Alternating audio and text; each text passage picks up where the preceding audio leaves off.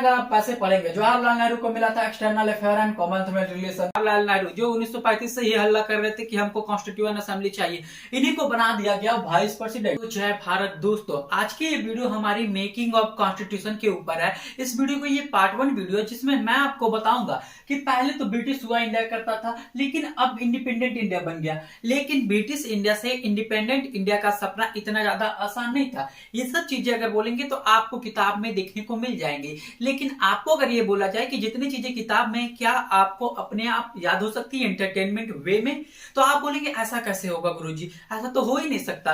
तो मैं आपसे एक हम्बल रिक्वेस्ट करना चाहूंगा कि इस वीडियो को आप अंत तक देखिएगा। इस वीडियो में जितनी भी बातें मैं आपको बताऊंगा वो ऑटोमेटिकली आपके दिमाग में सेट हो जाएगी कि कैसे जो हमारा कॉन्स्टिट्यूशन बना था इसके पीछे कितने स्ट्रगल्स थे। बहुत सारे लोग कहते हैं कि कॉन्स्टिट्यूशन बनाने के पीछे इंडियन नेशनल कांग्रेस का हाथ है, मुस्लिम लीग का हाथ है। तो 2 सितंबर 1946 को हमारी इंटरिम गवर्नमेंट बन गई। ये हमारी फर्स्ट इंटरिम गवर्नमेंट थी, इसे हम लोग प्रोविजनल गवर्नमेंट भी कहते हैं।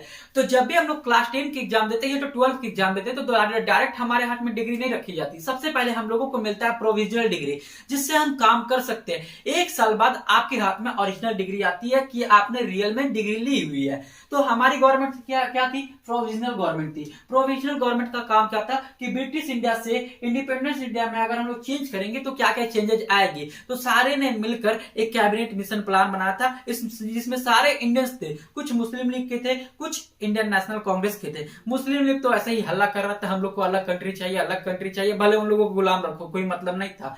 लेकिन आईएनसी वालों का कहना था कि हमें इंडियन गवर्नमेंट चाहिए, हमें हमारी संविधान चाहिए। तो संविधान बनाने का कार्यक्रम चालू हुआ। इस बीच में अगर आपको पूछा जाए कि इंटरिम गवर्नमेंट में कितने मेंबर्स थे और किसको क्या क्या डिपार्टमेंट मिला था, तो आप नहीं बता पाएंगे। तो चलिए मैं आपको बताता हूं कि आपको कैसे याद करना है। तो 2 सितंबर 1946 को हमारी फर्स्ट इंटरिम गवर्नमेंट तैयार हो गई। इसमें जितने भी इंडियन नेशनल कांग्रेस के मेंबर्स थे, मुस्लिम लीग के मेंबर्स थे, इनको एक मौका मिला अलग अलग डिपार्टमेंट में काम करने का। कुछ को रेल मिनिस्टर मिल गई, कुछ को फाइनेंस मिनिस्टर मिल गए, और जो हमारे सबसे आगे था जवाहरलाल नेहरू, जो 1935 ये हल्ला कर रहे थे कि हमको कॉन्स्टिट्यूएंट असेंबली चाहिए, इन्हीं को बना दिया गया वाइस प्रेसिडेंट। उनको एक और डिपार्टमेंट मिल गई एक्सटर्नल अफेयर की। अब जवाहरलाल नेहरू मन ही मन खुश हो गए कि हम वाइस प्रेसिडेंट भी बन गए, एक्सटर्नल अफेयर्स भी हमें मिल ही गया। अब वाइस प्रेसिडेंट का काम क्या होता है? जब उस समय प्रेसिडेंट तो था नहीं, तो वाइस प्रेसिडेंट का काम होता है कि जितने भी चीजें जो हमारे संविधान में होनी चाहिए, गलत है सही है, जो गलत है उसको सही करना, जो सही है उसको तो सही ही रहने देना, उसको गलत कौन करेगा। तो वाइस प्रेसिडेंट बनने के बाद जवाहरलाल नेहरू क्या हुआ, इनका मन तो गदगद हो गया कि चलो देश घूमकर देखते हैं कि अलग अलग देशों में आखिर संविधान में क्या क्या चीजें हैं। तो जवाहरलाल नेहरू निकल गए विदेश, लियाकत अली से पैसा लेकर। और जब जवाहरलाल नेहरू विदेश गए तो भारत में जितने भी लोग थे वे सभी टीवी पे देख रहे थे जवाहरलाल नेहरू को, और देखकर बल्ले बल्ले कर रहे थे कि यार हमारे देश का जो वाइस प्रेसिडेंट है वो विदेश चल गया। उस समय विदेश जाना भी बहुत बड़ी बात होती थी। और जितने भी सप्लायर और इंडस्ट्री वाले थे जो जवाहरलाल नेहरू के साथी थे, क्या कर रहे थे? मिठाई बांट रहे थे। इतने में जो भाभी हीटर पे खाना पका रही थी, वो जीवन भर मेहनत करने का फैसला लिया कि भैया हमें भी विदेश घूमने का मौका मिलेगा।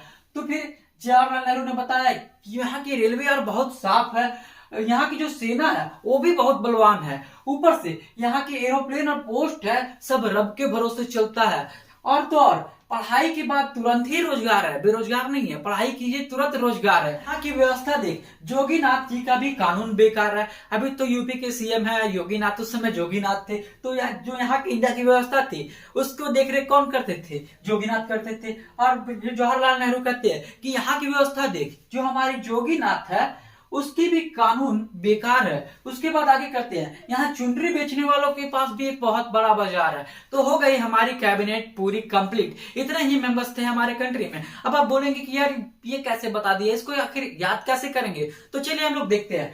तो हम लोग आगे देखते हैं। जवाहरलाल नेहरू को मिला था वाइस प्रेसिडेंट के लिए। उसके बाद लियाकत अली जो थे वे थे फाइनेंस मिनिस्टर, और जो फाइनेंस मिनिस्टर होता है वो पैसा देता है। उसके बाद जो टीवी है, टीवी किससे चलती है? टीवी चलती है घर में इंफॉर्मेशन एंड ब्रॉडकास्टिंग के जरिए, और उसके देखरेख कौन कर रहे थे? सरदार वल्लभ भाई पटेल, यानी बल्ले बल्ले। उसके बाद इंडस्ट्री एंड सप्लायर्स को कौन देख रहे थे? Doctor John Mathai. उसके बाद आगे हम लोग देखते हैं तो सीएच भाभा जो थे वो देख रहे थे हीटर, यानी पावर एंड माइंस। और जो वर्क्स थे, वर्क्स यानी इसको भी देख रहे थे यही सीएच भाभा। आगे पॉइंट देखते हैं, जीवन राम जीवन भर मेहनत करने का फैसला किए, यानी जो जीवन राम थे इनका डिपार्टमेंट था लेबर का। फिर आगे बढ़िए।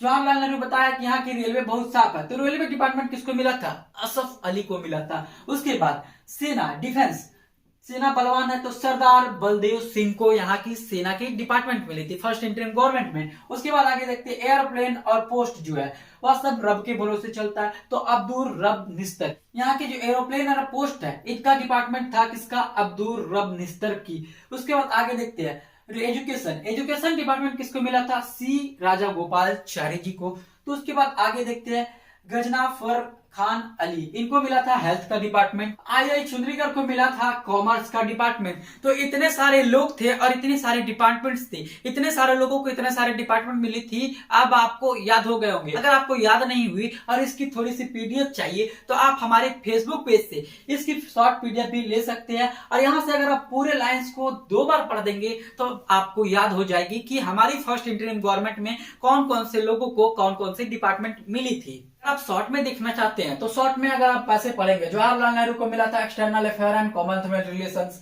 सरदार वल्लभ भाई पटेल जी को मिला था होम मिनिस्टर और information and broadcasting, doctor Rajendra Prasad इसमें क्या थे? फूड एंड एग्रीकल्चर के डिपार्टमेंट में थे, जॉन मथाई क्या थे? इंडस्ट्री एंड सप्लायर्स के लिए थे, जगजीवन राम थे लेबर के लिए, सरदार बलदेव सिंह थे डिफेंस के लिए, सीएच भावल थे work and mines and power के लिए। लेकिन ऐसे लाइन बाय लाइन अगर आप पढ़ते रहेंगे तो आपके माइंड में ये चीजें सेट नहीं होंगी, आपको कुछ ना कुछ खुरपाती करना पड़ेगा। तो आप खुरपाती तो कर नहीं पाते होंगे, तो इसलिए मैं खुरपाती करता हूं, मैं आपके लिए ट्रिक लेकर के आता हूं। आपको बस क्या करना है, एक वीडियो देखनी है और वीडियो देखकर अगर आपको वीडियो अच्छी लगती है तो दोस्तों के साथ शेयर करनी है। हो गई आपकी पॉलिटी की मेकिंग ऑफ कॉन्स्टिट्यूशन की फर्स्ट पार्ट पूरी। तो वीडियो कैसी लगी कमेंट करके जरूर बताना और आगे आपको किस टॉपिक्स पे वीडियो चाहिए वो भी कमेंट में जरूर लिख देना।